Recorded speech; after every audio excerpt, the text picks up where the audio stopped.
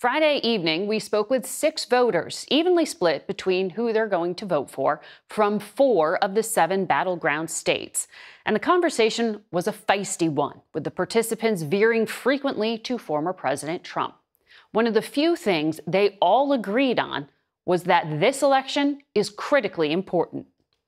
It is critical because of the state of our nation. There's so much going on, border security, infiltration by people that could cause extreme harm to our country, the economy, and the weakness of our current administration on the national stage. What do you mean by infiltration? Because of our open borders, I feel very strongly that there have been people coming in because nobody's being vetted, nobody's asking questions. And I think we are being infiltrated by people that could cause another 9/11, very honestly. We see these numbers of illegals crossing the border, and we're not talking about Central and South America. We're seeing Haitians, we're seeing Chinese, we're seeing Central Africans. We're seeing Arab nation immigrants come across, or not immigrants, but illegal immigrants come across. So it looks like an invasion of some sort. I think both parties recognize that broken immigration system. Yes. There is a concern about a terror threat, but you're talking about this as if it is a choice to allow for these risks. Why do you think that that is a choice versus a tough situation America finds itself in? Because day one that current President Biden was elected, he immediately, by the stroke of a pen, undid everything that President Trump had done in closing the border. We had security at the border. We were vetting the people that wanted to come in.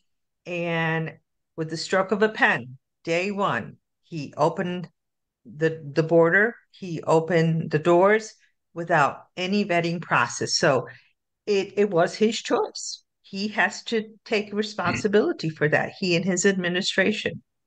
You do know that there is vetting that border officials do when they encounter someone. They do. I've been to the federal facilities. When someone is detained, when they are captured, when they cross illegally, they are taken into federal custody, and those agents do vet people. The success of that vetting may be in question, the efficacy of it, but they are. If someone sneaks in undetected, then they're definitely not vetted. And have you heard from either candidate like a specific vision on how to fix the issue you see with the border? I've heard from Donald Trump that he wants to shoot people on when they cross. That's what I've heard. I've not heard that at all. So I'm saying. Well, I do believe the border, it's a crisis. It truly is. But what is the solution? If we all can't get together and decide on a solution to the problem, how are we going to solve the problem? Because I agree with that. Jeremy, I see you raising your hand. You can jump in. Well, 2 things. Just to dispel a myth, if you look at statistically, the number of crimes committed in the United States, the highest, much higher number by native white citizens. That is a fact. The second thing is that the number of illegal crossings has remained roughly the same. I have driven past the border, Arizona, California, New Mexico, many times, and you can't drive, a mile or a mile and a half without seeing a Border Patrol vehicle agent. Mm-hmm. There are people there. They're doing their job. How many of you plan to watch the presidential debate on Thursday? Raise your hand if you're going to watch.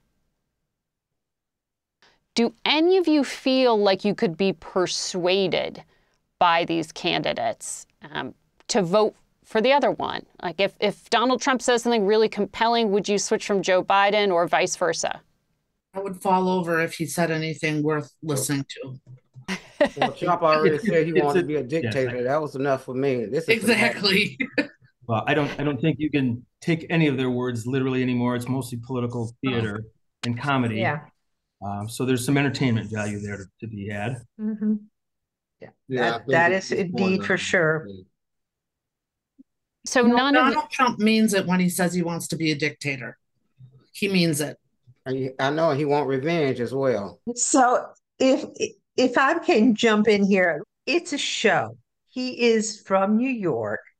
He is a showman. He may be a blowhard. He may say things, but in the end, he knows how good this country has been to him in making him a success.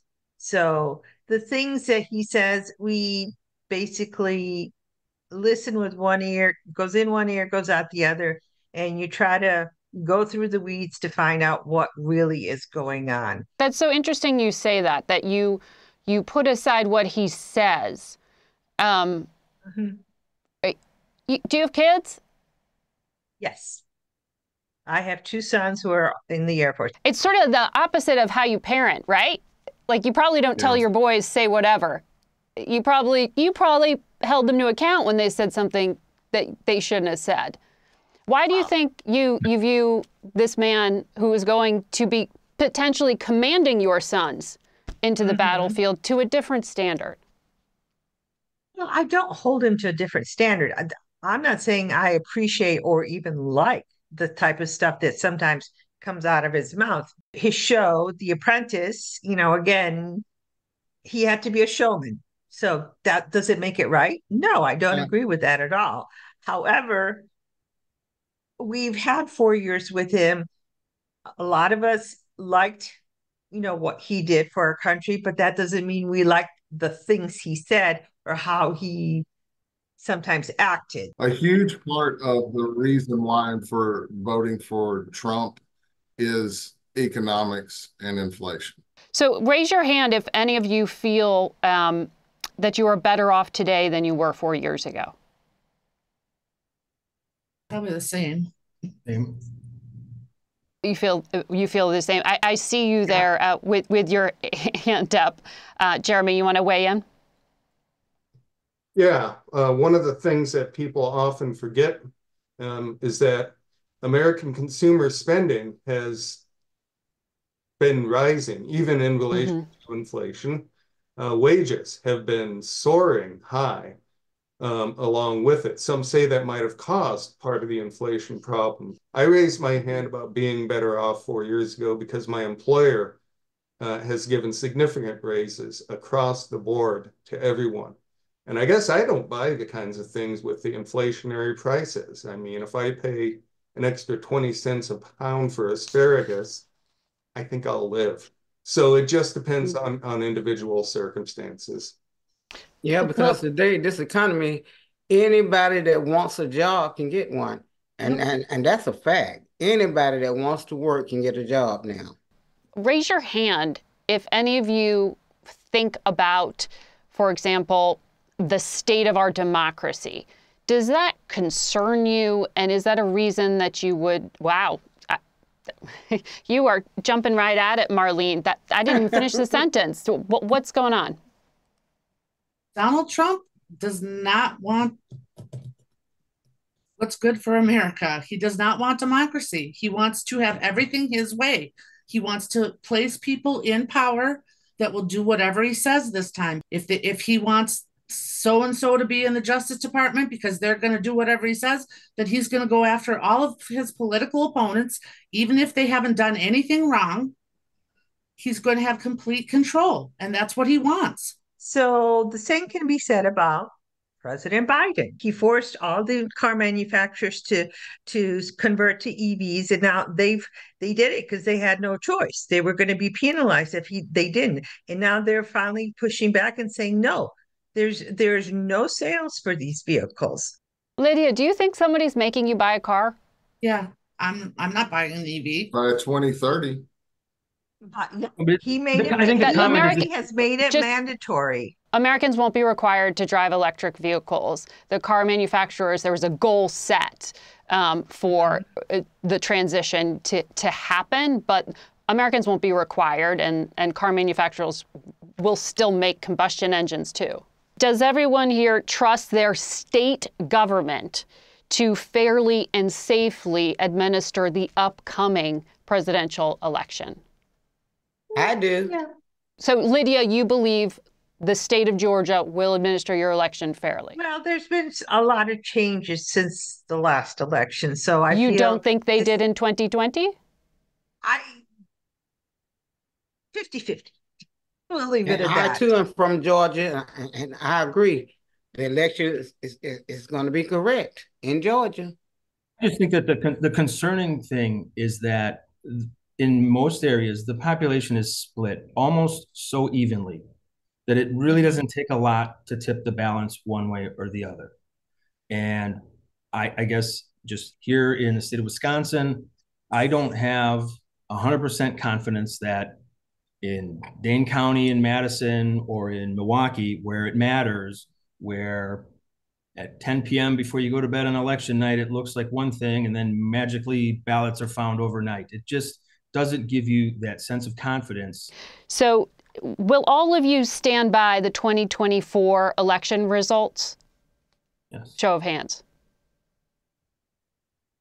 And do all of you expect your preferred candidate to accept the 2024 election results?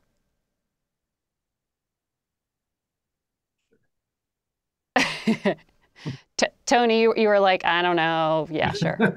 I can't speak for what someone's going to do. I don't. Yeah. Well, he pretty much already said he's not going to accept it if he loses. Donald Trump, 78. Joe Biden, 81. Does anyone think that older age is an asset? There's some benefit to wisdom, experience, but I think you got to question fitness, ability, cognitive ability. And this is not a criticism. I mean, age is what it is. You can't stop it. It can't be helped. The Joe Biden we've got in the past 2 years, especially 2 years, has been a definite decline. I've seen a little decline, but not like what you guys are saying. You're acting like he's fumbling around on stage. Okay, but half so you don't see the decline in Donald Trump, huh?